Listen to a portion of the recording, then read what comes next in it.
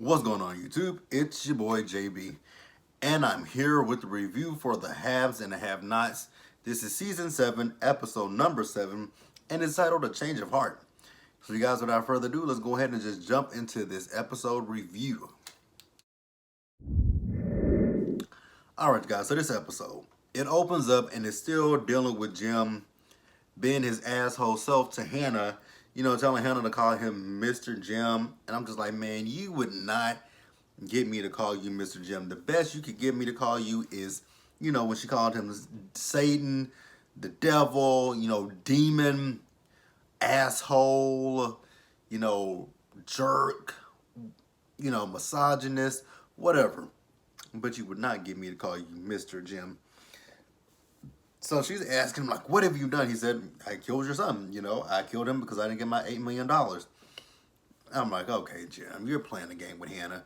And Hannah won with it. So she got up in that bed and she just beating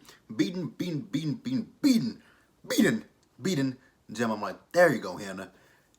You could, you should just stick your hand in his wound and just open that bitch up.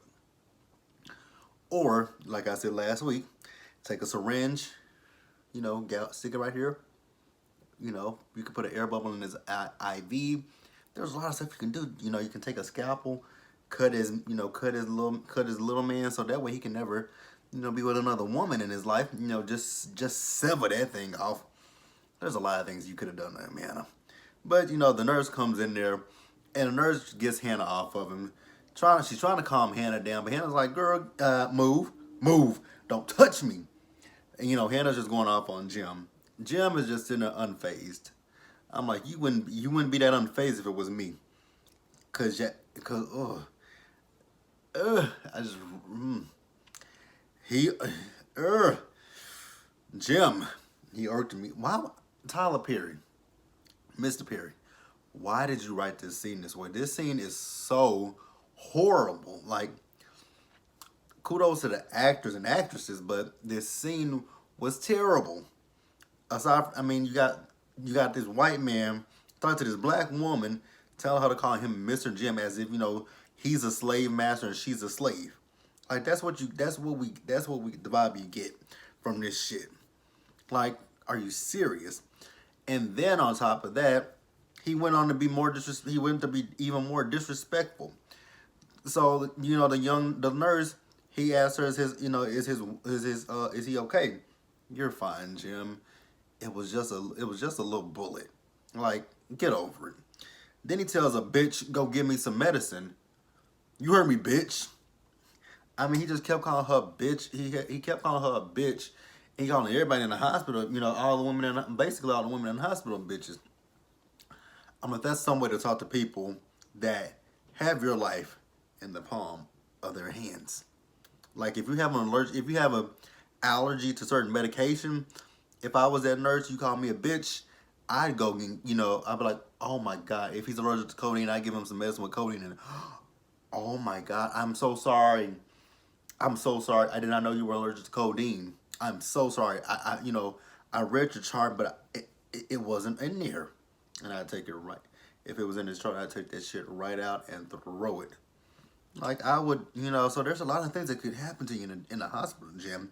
So you really want to be this person to these people? Go for it. But again, these are people who can, have your life in their hands. So then we do see that Benny is still alive. And we see that, the Malone family, they find Benny. They tell Benny, skedaddle, go, get out of here. Benny was like, but I ain't got no money and I ain't got no way. Sandy said, go. And I keep forgetting, I forget that the Malones are a racist. I don't know how I forgot that, but they're racist. And then, actually they told Akil to undercuff him. Akil shot a bullet, didn't hit Benny. I'm like, what was the purpose of that? Was he trying to scare him? Because he was asleep, but I'm like, so I'm assuming he's trying to scare Benny. Go for it, Akil. Look like Akil is the one that got his ass scared because the Malones are finna rough him up. They don't play no games, so you on their territory. You trying to do this kind of stuff? Yeah, we're gonna show you who the real boss is. You might think that Jim Cryer is the boss. We're the boss. We're the boss. Let's move on, you guys. All right, guys. So next we see Candace. So Candace is still with Mitch. At this point, Candace wants to go to, the bank to get Jim's money. Mitch is like, give my family some time. Like, they got this. Let my family take care of this.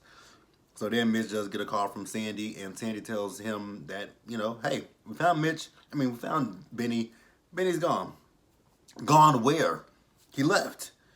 How the hell did he leave? He has no money and he has no car. How did he leave? I don't know. He left. Can you give him a ride here? No. He's good. I'm like, oh, damn. So y'all that racist that y'all go. How are you racist? How are you racist as shit? You go save a black man, but you won't give him a ride somewhere? So Mitch and Sandy kept going back and forth about giving Benny a ride. He says, okay, I'll give him a ride, but he's going to ride in a better truck. I'm like, wow. Okay. So then, Mitch, once he tells Candace everything, he says to Candace, so are you going to call your mom? She says, no, I'm not going to call her until Benny shows up here. And he says, she's going to the cops. Again, not telling Hannah until Benny is here. So then over at David and Jeffrey's crib, we see Jeffrey. So he walks into the room where Madison is. Madison is still butt-ass naked. And Jeffrey is avoiding, any kind of contact with, eye contact. And it really wouldn't be, it would be eye to dick contact, because that's all Jeffrey could, stare at is his Johnson. So, Jeffrey, because, Matt's like, why are you not looking at me? Like, why can't you look at me? He says, I'm just trying to give you your privacy, so you're not interested in me? No, I'm not interested in you. Yes, Jeffrey, you're interested in him. You're very much interested in him. You're hard up for him. Literally and figuratively. So Jeffrey, Matt's like, I don't want any privacy. And, Jeffrey also says, I'm just showing you some respect. Madison says, that ain't what I want either. I don't want no fucking respect. He says, he says, ooh, your skin, it's like honey. Jeffrey's like, that's a lame line. And I'm like, exactly, that's a lame line. He says, I don't care, but it's true. So then, he says, can I touch you? Jeffrey says, yeah, but you need to put your clothes on. So he puts his clothes on, and Madison, he goes up to him, starts to, get all up on Jeffrey. And Jeffrey's like, yep, you know what, I do want you. So I'm like, so what was the purpose of him putting his clothes back on? Because, you just tapped with him onto your bed. So obviously, you two are about to get horizontal, bump uglies, get it in. So what was the purpose of him putting his clothes on again, Jeffrey? Jeffrey. What was the purpose of getting that? Do you know? Obviously, you don't. Obviously, you don't know what the purpose of that was. Well, let's move on, you guys. All right, you guys. So next we see Hannah. Hannah goes home. She calling the police. She's telling them, that Benny's been kidnapped, and she thinks something bad has happened to him. So the police said, what, we're on our way. So then, she hangs up the phone with the police. She gets a phone call, and it's from Catherine. And, she's telling Catherine that, Jim has done something, he kidnapped Benny, and she doesn't know what's going on. And then, when she's talking to Catherine on the phone, Benny walks in with Candace and Mitch. So she tells them, like, so what we're doing right now is we're getting ready to go to the bank. And Catherine was like, well, can I get you to come down to the jail cell, to the jail to see me? She says, well, I'll come down there after I go to the bank. She says, don't go to the bank, because I'm going to need you to go right back to the bank. And she's like, okay, I'll be there in a little bit. So then she's telling, Benny and Hannah, Benny and Candace that they need to go to the bank. Benny's like, you know what, I just got home. I'm tired. I need to rest. She says, okay, that's fine. Me and Candace will go. Candace says, cool. I'm down. And Benny says, no, Mama, we'll do it. She says, nope, we'll all do it. So I'm just going to go here in the bathroom, splash a little water on my face, and we'll be ready to go. They said, cool. So then Hannah goes towards the bathroom. Benny is like, let's go. to Candace and Mitch, and they're like, well, where are we going? He says, we're going to take you to the airport so you can get out of here. And Candace like, he's still going to come after you next. And Ben says, I done whooped his ass once, I can whoop his ass again. Yeah, I don't think whooping Jim's ass is just going to really help anything in this world. You got to do like severe bodily harm to Jim. What you got to do to Jim is you got to go downstairs and take care of that situation. That'll neutralize Jim. Like that's what Jim leads by is his male member.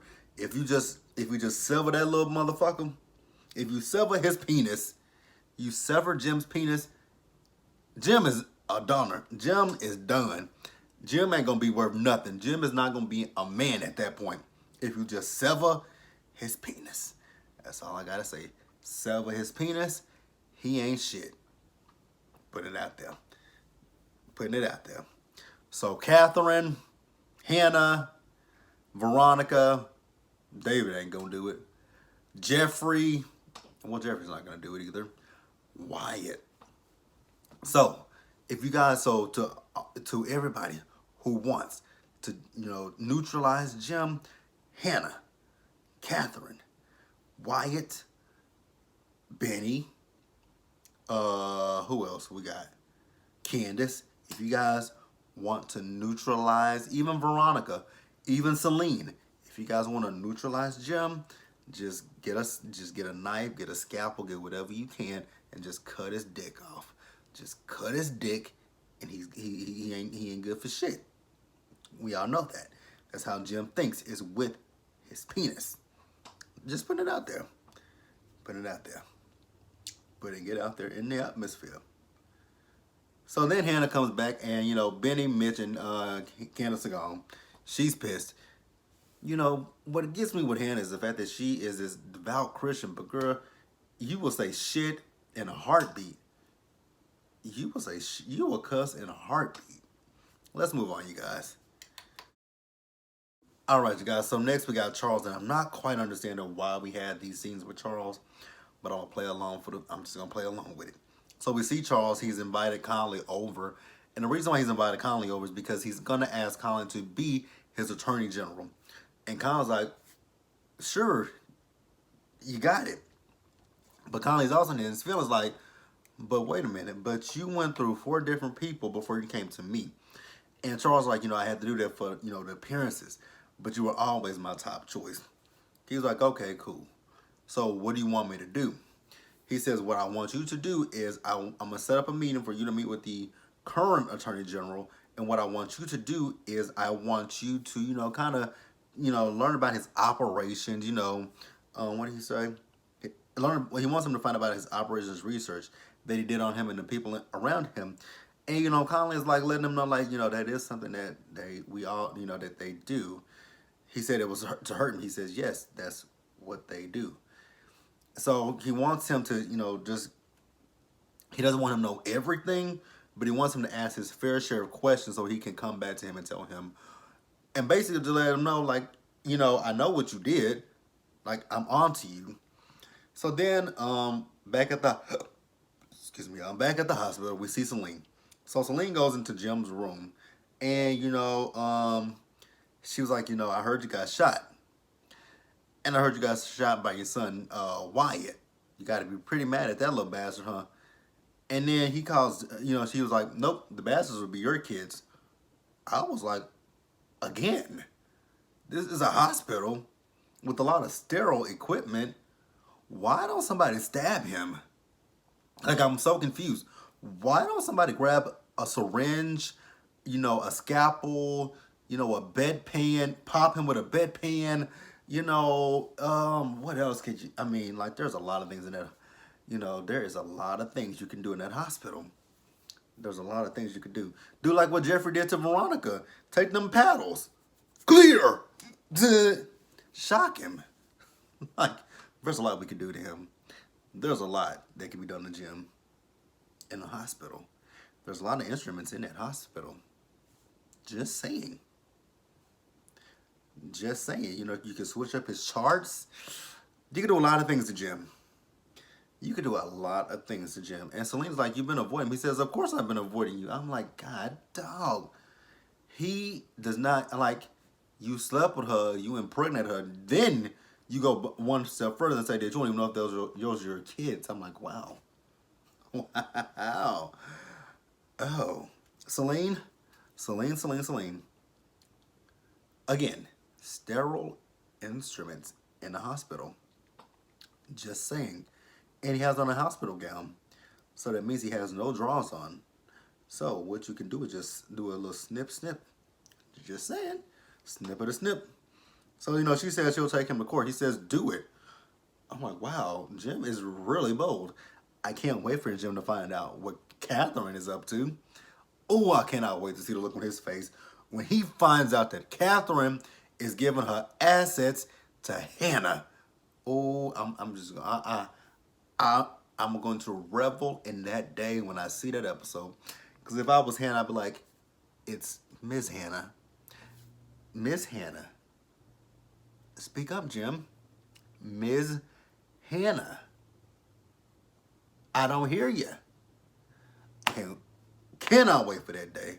That's going to be a freaking-tastic episode when Hannah gets payback on you, Jim Cryer, because it's coming. It's coming. Oh, it's coming. Ooh, I can't wait for that. I cannot wait for that. So when Celine walked out of the room, she called Veronica, and she tells Veronica, I want to go after Jim. And Veronica was like, okay, come over to my house. Then she says, what kind of car do you drive? What year is it? Is it leaking oil?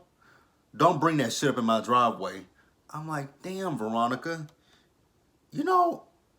I wonder, Veronica had to have grown up in the hood.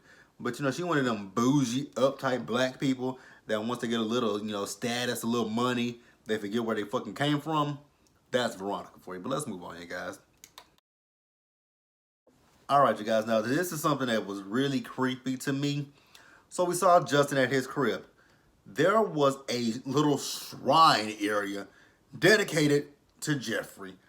I'm like, oh my God. If this ain't some crazy ish right here, I'm pretty sure he probably got a used condom of Jeffrey. Probably got, some hair samples of Jeffrey. Probably got some dirty drawers of Jeffrey somewhere that he just, when he gets horny, he just goes and just, Jeffrey, oh God, Jeffrey. Like, that shit was weird. The fact that he just had that shrine to Jeffrey. And, he probably got that little piece of hair. My Jeffrey. Justin is weird. Justin is single white female crazy. So, Justin also see that the thugs are there to whip his ass. I'm like, oh, Justin, your rib cage is fucked up and so is your booty.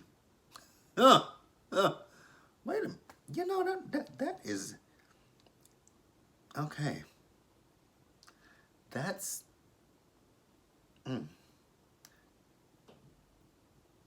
Never mind. I don't even want to think about that. Yeah, don't want to think about that. But, Justin begged them not to beat him up. And, they were like, well, Veronica sent us, so we're here. He's like, I'll give you the $4,000 that's right there in the drawer.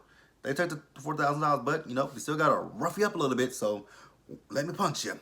Boom! He punched him. I'm like, oh, poor Justin, not really. Actually, I did say poor Justin. Justin is a little bit different from me.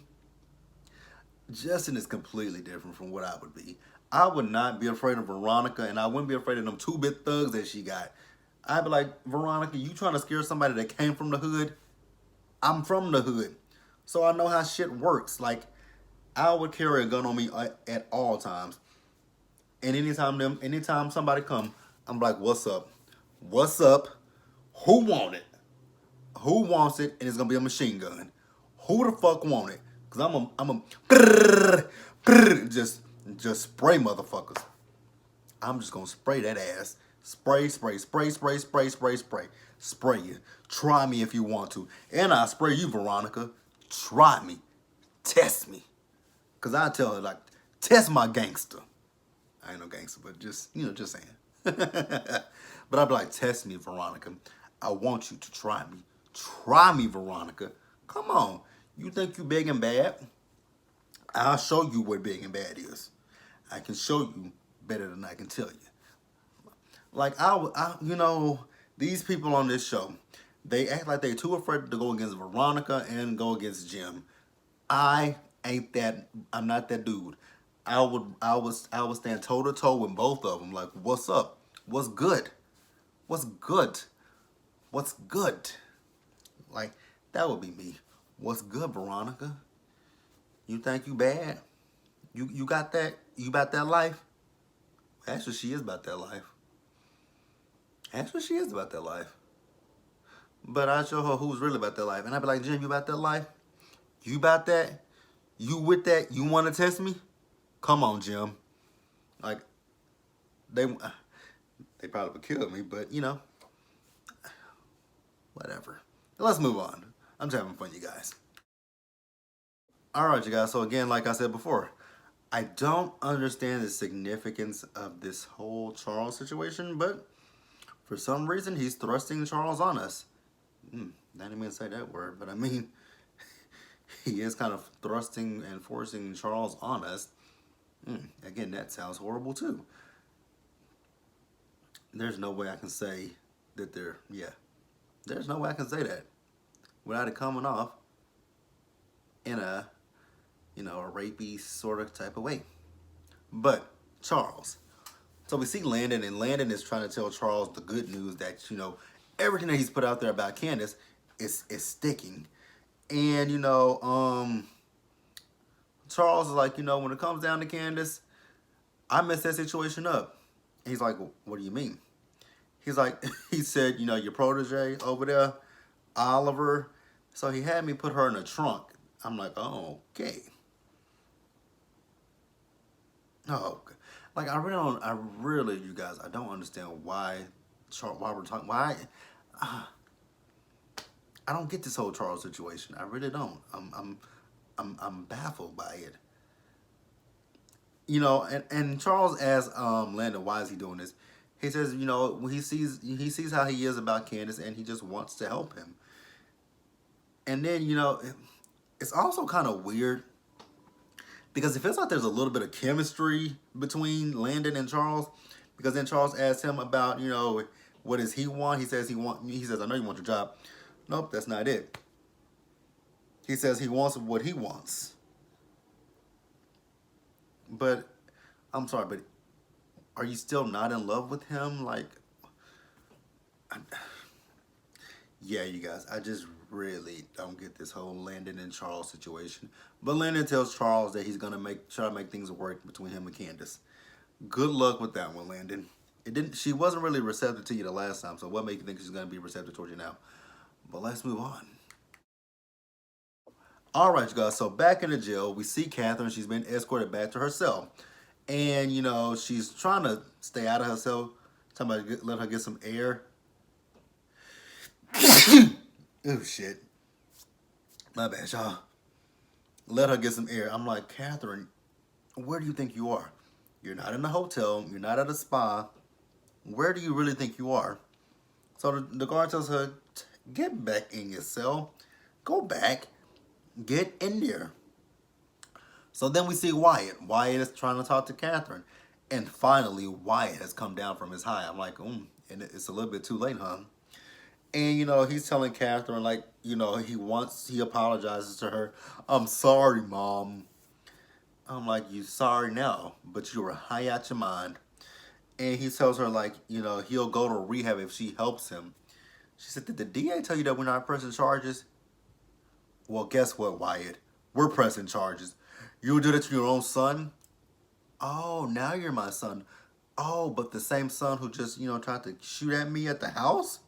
Is that the same son you're talking about? Yes, I'm going to do it. You're going to spend the rest of your life right here in this jail cell. So get used to it, Wyatt. I'm just like, really? Now he's finally come down from that high. So now he's come to some kind of sense. I don't believe Wyatt one bit about wanting to go to rehab. I feel like Wyatt is saying everything that he can do to try to play on Catherine and possibly Jim to get him out of jail so that way he can go back home and score some more drugs. That's all Wyatt is trying to do. So then we see Veronica. Nope, we're at Veronica's house and we see Justin show up at Veronica's house, and Justin is just begging and pleading with her to call the guys off, and she called him evil. I'm like, pot, meet the kettle, cause you can't call nobody evil as you are. But I was like, wow, Justin is really groveling at Veronica's feet, and she is just not phased by it, not here for it, nothing. I'm just like, again, Justin is different from me because I wouldn't be begging her for nothing. I'd be like, I'd have a gun on her. I'd be like, look her trick. What you gonna do? You gonna call these dudes off of me? Like if they, oh actually, what? Like I said, what I said a minute ago, I'd be shooting them. I'd record. I'd be like, so, look, your dudes are dead. So what you gonna do is you gonna leave me alone, or you're gonna end up like them. Choice is yours. What you wanna do? What you wanna do, Veronica? It's up to you, boo. And I'd walk off. And she is such a hate-filled woman. Mostly she's hate-filled because of, I just wonder with Veronica, like, in her past, I'm pretty sure she had a boyfriend that was gay that cheated on her with the man. That's got to be the only reason why she hates, the gays so much. She had a boyfriend that was gay and cheated on her. That's all I can come up with. But let's move on, you guys. All right, you guys. So the closing of the episode was hilarious. So we see George. So George shows up over to David's crib. David, tells him that he can give him the smoking gun that killed Jennifer Sallison. He says, so you're just basically gonna hand Catherine over to me? He says, oh no, I'm not giving you Catherine. I'm giving you Veronica, because Veronica is the one that shot and killed Jennifer Sallison.